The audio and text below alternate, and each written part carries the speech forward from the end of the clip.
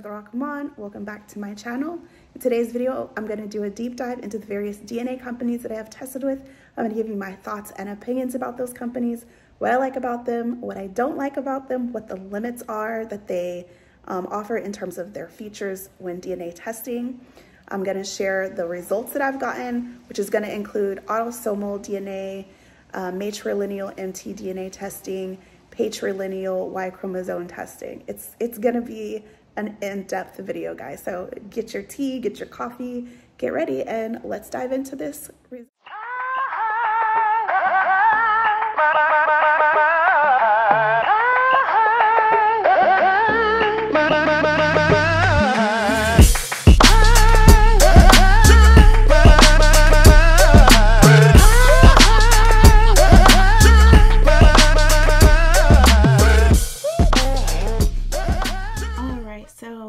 Dive into this video. So the first couple of test results that I'm going to show you and DNA companies are autosomal testing.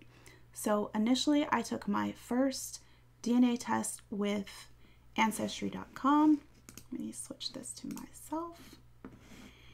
And so these are the results that I got. I'm going to show you, I guess I'll show a screenshot of what my results originally were back in, I believe, 2015, compared to what they are now.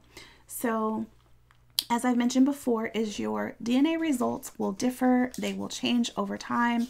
And often that is because of the system updates, the algorithm updates, additional changes or samples are added to the database of what your results are updated or compared to.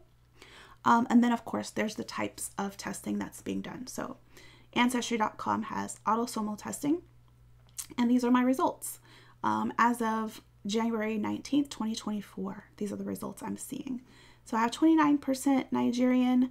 I'm going to kind of reference other tests that I've taken. I've seen Nigeria on other testing companies.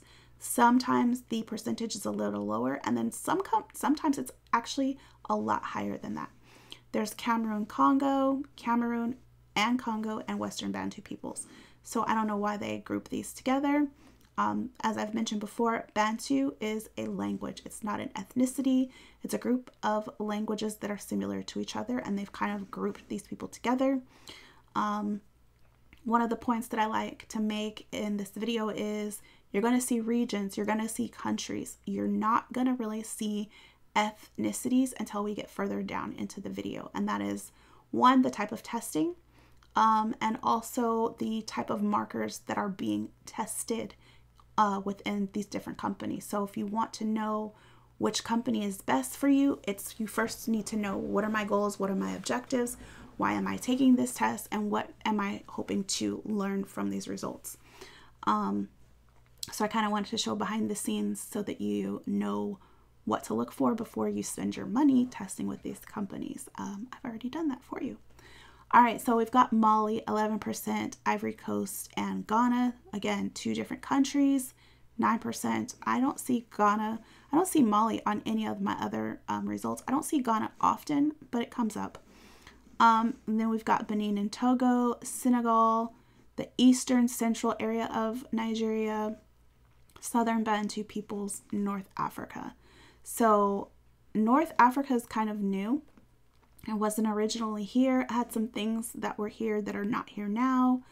And then in terms of my European ancestry, it's been there pretty much. Hasn't really changed much. So the next company that I'm going to go to, and then we're going to come back to Ancestry.com because I want to show you my great uncle's results, but we're going to come back to that. I tested with 23andMe because I had several family members that tested with 23andMe, and I really liked the details that it goes into when it comes to the health aspects of 23andMe. So that's what I was saying in a previous video, is you want to know what's the target market, what is the mission of the DNA company that you're testing with, because they have more features in that specific area. So I'm always getting updates, always getting emails about the health and the traits that my DNA results provides information about. So that is one reason why I really, really love 23andMe, because this is not something that Ancestry or other companies do. So for my ethnicity Ancestry composition, we have Sub-Saharan Africa, 84%, which makes up Western Africa, not a country, Nigeria, Ghana, Liberia, Sierra Leone. Not sure why they group these together, because they're different ethnicities in each country, and Ghana isn't near Sierra Leone or Liberia, in my opinion. So I will show you where. This is Sierra Leone, this is Liberia, and this is Ghana over here. I believe this is Ivory Coast, also known as Cote d'Ivoire. So Ghana isn't near these places. So I'm not sure why they group them together. And each country has its own ethnicities and cultures. So saying you're Ghanaian is like saying I'm American. Saying you're Sierra Leonean, you're Liberian is like saying I'm American. Those are not ethnicities. Those are nationalities. Okay. So we have Senegambia and Guinea, or Guinean. So Guinean, there's Guinea-Bissau, there's Guinea-Conakry. So I don't know what Guinea this is, but saying a person is Guinean, not very helpful. And Senegambia, you have Senegal and you have the Gambia. So this is just saying an area, a region. This is not even, I don't know what they're doing here. And then we have Broad West Africa. Okay, then we have Congolese and Eastern areas in Africa, Angola and Congolese. So I'll show you in my African ancestry, my paternal ancestry, and my mtDNA testing that kind of confirms some of these things. So like the Angola, the Congolese, the Nigerian, Sierra Leone, I have those similar or same results on other tests that I've taken. And then my European ancestry that I have pretty much stays the same. Recently, I've started looking deeper into my European ancestry and kind of comparing it to the countries that were colonized. So, for example, Sierra Leone, Liberia, Ghana were colonized by the British. So the fact that I have British ancestry makes sense. I don't really know anything about Scandinavians. I also know that the Portuguese also colonized Guinea-Bissau. So that would make sense. So I like to look into these, especially as I'm doing my paper trail and finding records on those who enslaved my ancestors, what were their where were their ethnic origins, and looking at that. I do also recently found that 23andMe is showing, if I can find it, I don't know how I found it or where I found it at. 23andMe has recently started showing ethnicities, but for whatever reason it's showing I'm 29% Nigerian, but none of the Nigerian ethnicities are detected. So I find that odd. Maybe it's their systems being updated. I don't know. And it could just be because of who their target market is, because when it comes to the European stuff, it's detected. It'll show me once I scroll down, like what's detected. And I also noticed that it shows you which regions they are testing. So you can see, oh, I thought maybe I was Puerto Rican, but I don't see anything detected. So it shows you what they're testing. Even though I don't have Trinidad and Tobago or Jamaica in my results, it's saying that something was detected in my ancestry. Even though it's not showing it here. So I found that interesting, these results and the confidence level I can set to change it, like how confident or what's the most likely that results that I'm going to get. And then again, if you test with Ancestry.com or 23andMe, you can download your raw data and then upload it to other companies and you won't have to pay for their kits. The benefit of that is if they have a matching system like MyHeritage or FTDNA, then you can have access to their database and see if there are people that you match. So for example, Ancestry.com, I have matches for my cousins that are in Liberia. I was able to find cousins in Liberia that I'm related to in 23andMe that are not on Ancestry.com. So that is another reason why it's good to upload your raw data, is if you're looking to connect with people. If I have never used 23andMe, you're not going to find me as a match on 23andMe. If I've never used Ancestry.com, then you're never going to find me as a match on Ancestry.com because I'm not in the system. The way that matches works is if a person has not tested with that company, they're not going to come up as a match. So that's why it's good if you import your raw data, and why I have been suggesting to Africans that actually live on the continent, if they're interested in connecting to Africans in the diaspora, or if they're interested in their results, because sometimes you'll get results that you didn't think you were going to get, is to pick a company like Ancestry.com. They have the largest database, and that will actually help you to connect to Africans in the diaspora that may be looking for people on the continent that they're related to.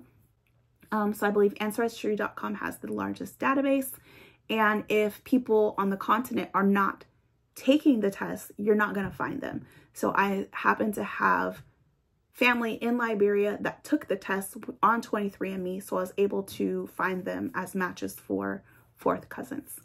So that is one reason why it's really good to test with multiple companies, or take your raw DNA and upload them to databases that allow you to do it for free. Okay, so the next is MyHeritage. So MyHeritage is one of those companies. I uploaded my Ancestry.com raw results to MyHeritage. I did not purchase a MyHeritage kit.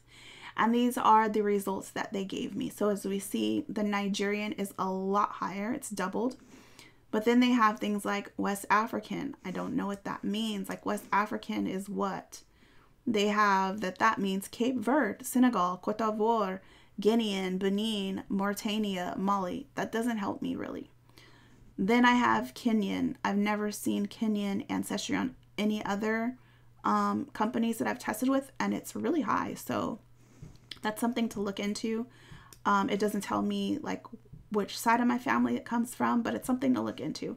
My Sierra Leonean ancestry through MyHeritage is extremely low compared to African ancestry or other companies that I've tested with. So I find that pretty interesting. So this is a perfect example of why it's interesting to test with different companies, upload your data, and just really do your research. And then of course you have my European ancestry. I've never seen Balkan or Baltic on any other companies. And then again, it also shows, okay, so I have 147 genetic groups in Nigeria that I'm connected to. Interesting. So that means 147 different groups of people. So Alabama, Mississippi, the Bahamas, all these different people have connections, Haiti, Jamaica, to Nigeria, Louisiana, the Netherlands, North Carolina. Interesting. And they say that the majority of the Africans in the U.S. Have some connection to Nigeria. That's where they say the majority of those who were enslaved came from.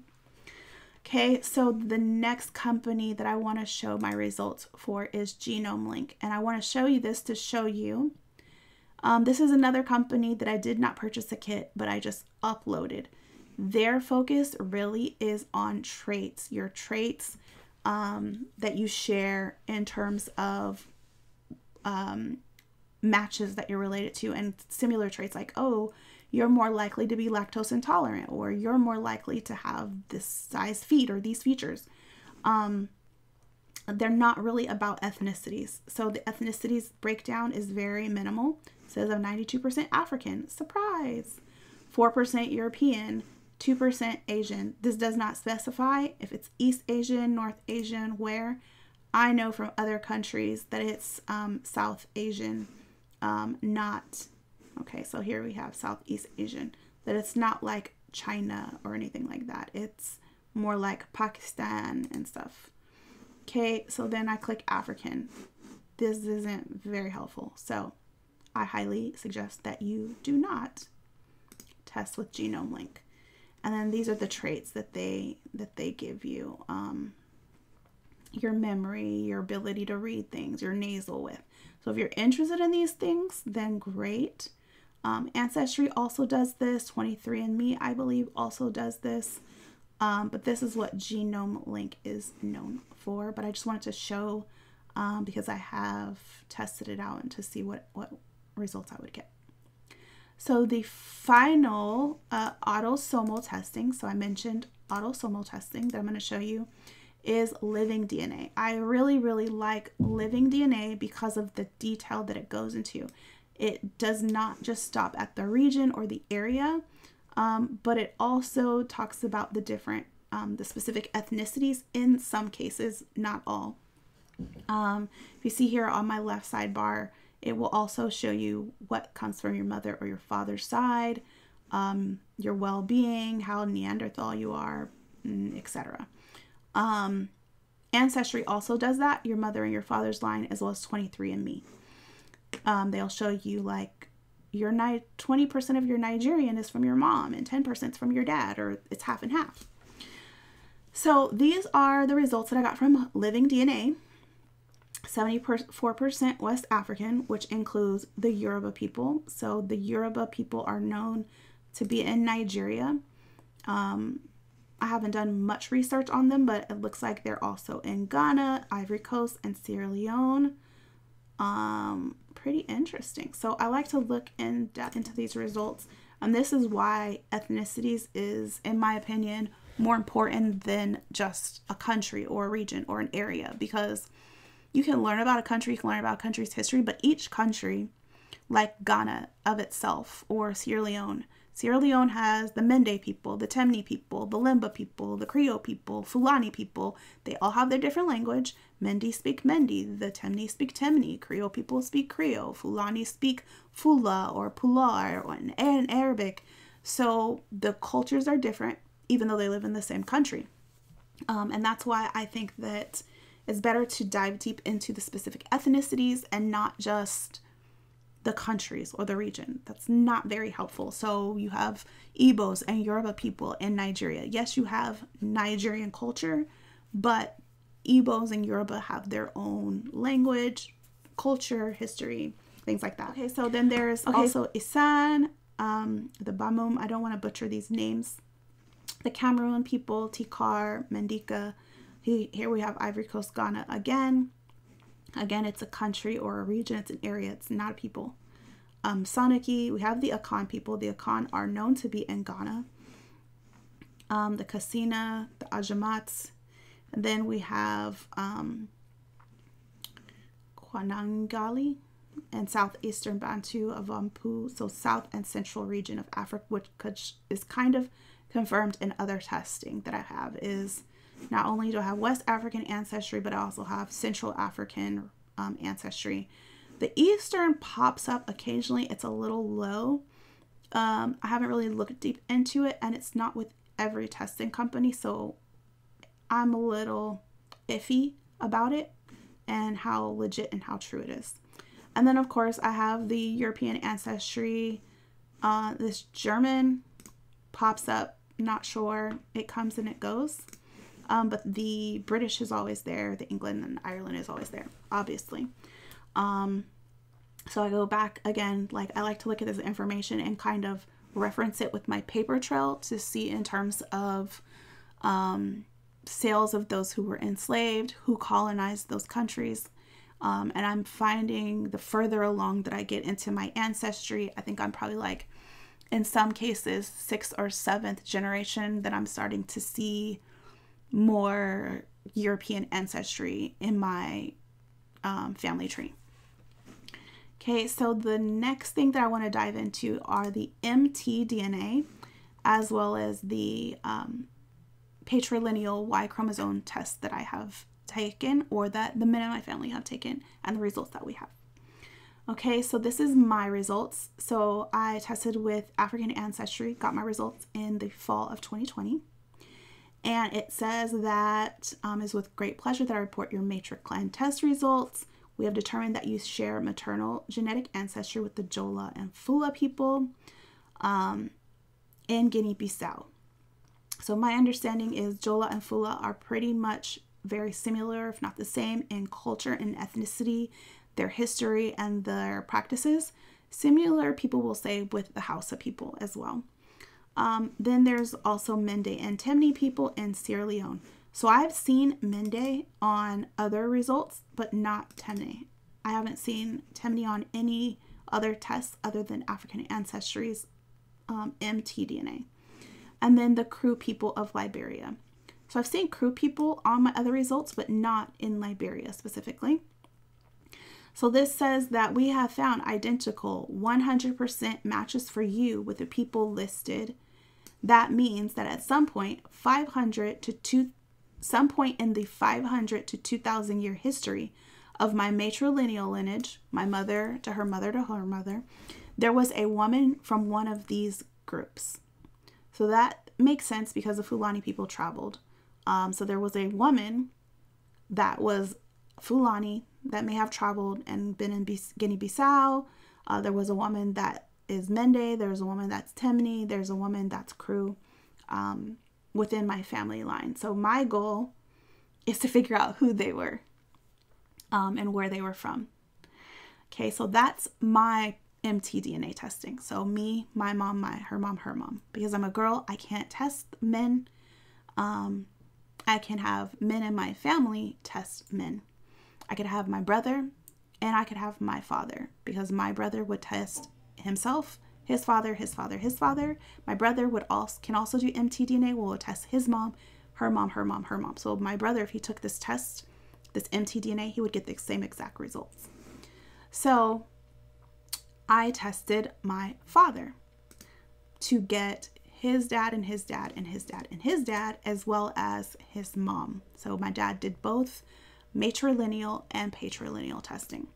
So my father's mother, the result is that they determined that my father's mother shares ancestry with the Igbo people in Nigeria today. So not saying necessarily that they are Nigerian, but that they are Igbo and they are living in Nigeria, if that makes sense. Because you can have like, okay, I'm a Fulani ancestry. So maybe, I don't know, 200 years from now, they will say, oh, there were Fulani people living in the United States, or people of Fulani ancestry living in the United States, if that makes sense. So this means at some point between the 500 and 2,000 year history, a woman in my father's mother's side was an Igbo woman. And then it goes into detail about the haplogroups and those variants that were tested and the sequences that were tested for his DNA. I'm not going to go into haplogroups because I'm not confident with them. I'm still learning about them. I'm not exactly sure if I know what I'm talking about in order to share them. But haplogroups is probably like the next level in your DNA research and your genetic research that you can go. So haplogroups is really about the origins of a people. Like where, like you have L1 people, you know, they were like the very beginning. So for my dad's haplogroup on his mom is L2A1. So people migrate. So that's very close to L1. People migrate and they move from place to place. So these people specifically on my father's mother's side were in haplogroup L2A1. So I'm going to leave that at that because the rest is foggy. I'm starting to understand it, but I don't really understand it. Okay, so the next is my father's side.